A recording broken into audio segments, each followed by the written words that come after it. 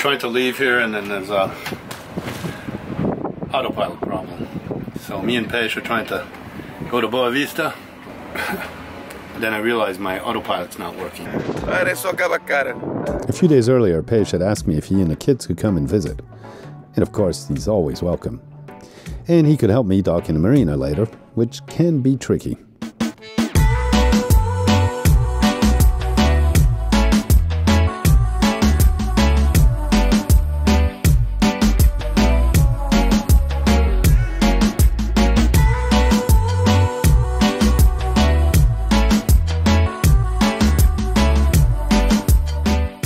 We did a short tour of Mindelo Bay. I did not turn on the autopilot. I had help. So I don't know if it was functioning or not. It didn't matter much. I had plenty of co-pilots, ones that seemed to be born and in tune with the ocean. Some just take to the sea, a fact of nature.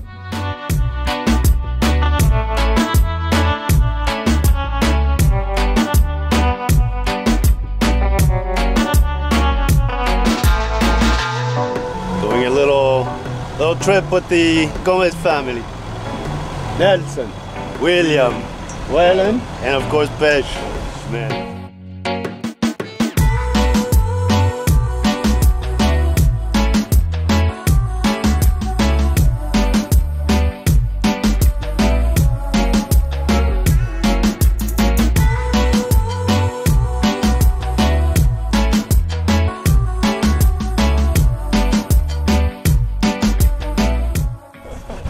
Captain Nelson. Captain Nelson.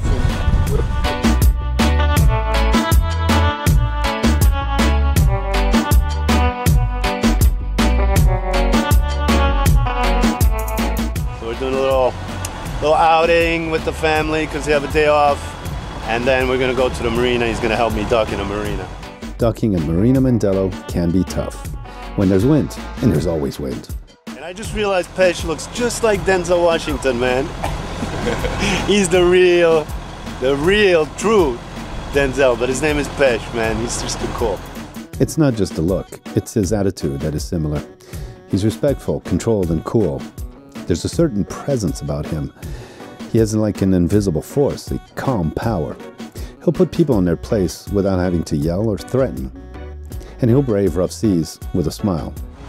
Maybe next week I can talk Peixe into coming with me to Boavista. Yeah. Huh? Let's see.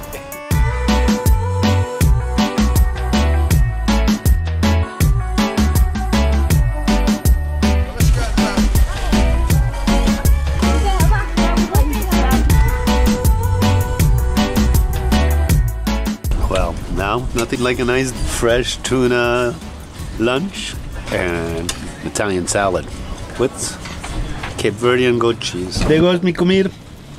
What's up? Yes. Yes. All right. Peixe, no worries. According to Peixe, this it's a big refrigerator ship, and they're taking all the fish to Europe for a super cheap price. And they're big like factory fishing boats that kind of take all the fish from here, and then sports fishermen don't come here as much because there aren't as many fish. Ah, a tortuga. I just saw a turtle. There. La vi? Uh-huh. Just saw a turtle. But that's unfortunately the international business side of commerce, and kind of squeeze a little fisherman and take all the good fish and bring it elsewhere. It's too bad, no?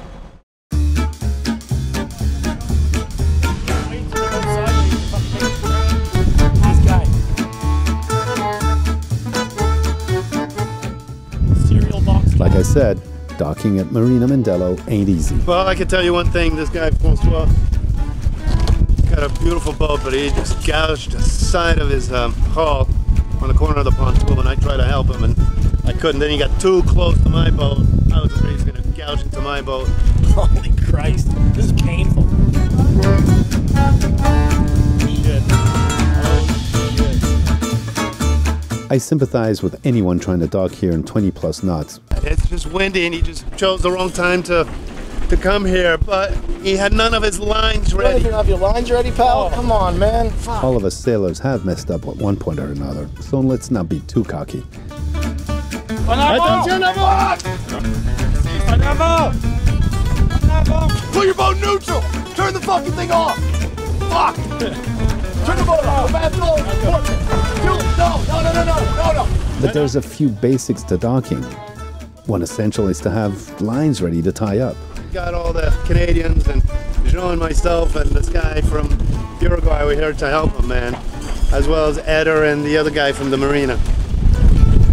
How do the Swiss feel about this? What did we think? Well, I actually felt bad for François. He's alone and not too ready. But he kept his cool on, as well as his captain's hat and pipe. But not all his lines were cleated. Oh no! Hey! Tu n'as pas attaché. That, my friends, is painful, dog. He left these lines, he left them. He didn't tie them. Oh yeah, I'm good here. Nothing to worry about. The best part in the end, he walked happily by, pipe in hand, and thanked us. I had some work done on my bowsprit, stainless steel reinforcement. The wind here was just twisting and bending the crap out of it. We added some serious strength to the unit.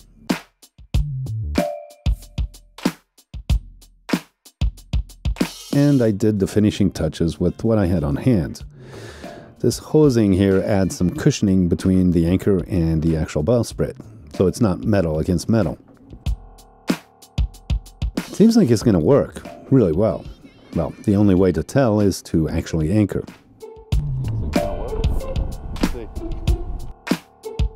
Then Peter came by to look at something else. My battery monitor. My battery monitor was not working that well for maybe basically 3 years. And we realized, or Pete realized, that it had been connected, miswired like this rather than like that, or vice versa. Now it works perfect. I know how much batteries I have, and 3 fucking years that I did with it. I didn't know what I was doing. You know, You need to know how much power. It's really important. Yeah, it is important. Well, I don't usually do these sit-down talking sessions to the public, my YouTube followers and others. But this time I thought I'd do it. So, what do I have to talk about? Well, here was the problem. Yesterday, me and my friend Peixe were about to take off to the island of Sal. He's doing a diploma to be a professional sailor. And he needs to do some miles and some time on a sailboat, or on any kind of boat. So he asked if he could go with me. And we were planning to go for a couple months, but he's got some work at the marina, and the guy needs to work, needs to make some money, because he's got 4 kids to take care of. 2 of them are his, and the others are from the previous marriage of his wife. Anyways, we were supposed to go yesterday, and off we went after we fueled up at the fuel station, and I turn on the autopilot. It's not working. There's nothing, just a blank screen. And we come back to the fueling dock, and I go and ask my friend Jean, the Swiss guy, who's an electrical engineer, and he came over and checked my whole electrical circuit, and it turns out it was the controller. So I took out the controller, brought her over to the marina shop there, and asked them if they had one, a replacement. No, of course not. They had a new one, a new version, an S70T or something like that from Ray Marine, which looks great and everything. They said it could work. So I said, okay, well, how much? 75,000 escudos, or that's like $75 or something, more or less, euros. And he's like, no, that's more like 700 euros. I'm like, what? 700 euros for that little thing. And okay, it's not a little thing, it's a piece of technology, and I love my autopilot, and it functions really well when it does. So I was kind of depressed, and me and Peixe came back and kind of philosophized, and I like Cape Verdean, and I had a couple of stumperuts. So I started looking online, because I found some guy, some Italian dude, who took apart the control units. Here I was, right here, took apart my control unit. Looked clean, in really good condition. It looked much better than the guy that I was watching on the YouTube channel. Put it back together, cleaned out all the connections and everything, plugged it back in, and guess what? It worked! You don't hear that, but that just went beep. That means it turns on. There we go. That's the autopilot. The thing works. So I'm not going to be sitting here talking to you, you know, anymore. We're actually going to go sailing. Me and Peixe are off to Sal. It's going to be the Alan Peixe show soon on the next few episodes. No more Natasha, who's hot and everything for all you dirty old sea dogs. Now I'm going to be accompanied by Peixe, who's really hot for all you ladies and stuff. So, guys, get your women watching. Peace. So on my quest to try to fix my controller for my autopilot, I've come here to the Plaza Estrella, where there's a bunch of people who have little shops and can fix things and sell things, and I've had some good luck here and met some really cool people. Left with my controller with some guy, and he said he might be able to do something, so let's go see. There's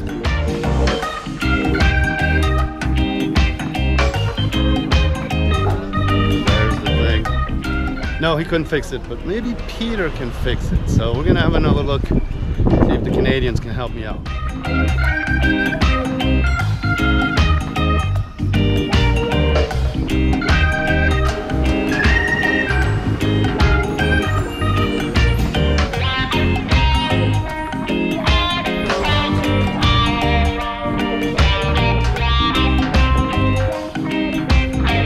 That's Clayton, he scored. Gotta be careful, don't want to go too fast. Don't want to run over a total. Pete had a computer business and knew about electronics. So I went and fetched my controller so that he could have an inside look.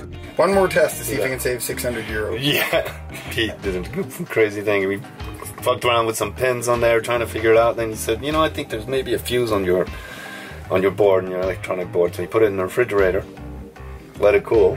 We plugged it back in and it works. You tell me. It's like broken connections, they suck. Yeah, so we're trying to figure this out before I spend $650. Wow.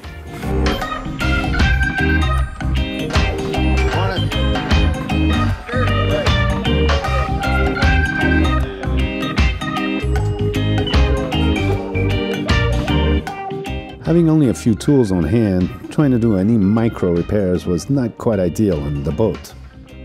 I may have to spend that 650 euros after all. Meanwhile, we had an opportunity to go and try another kind of sailing.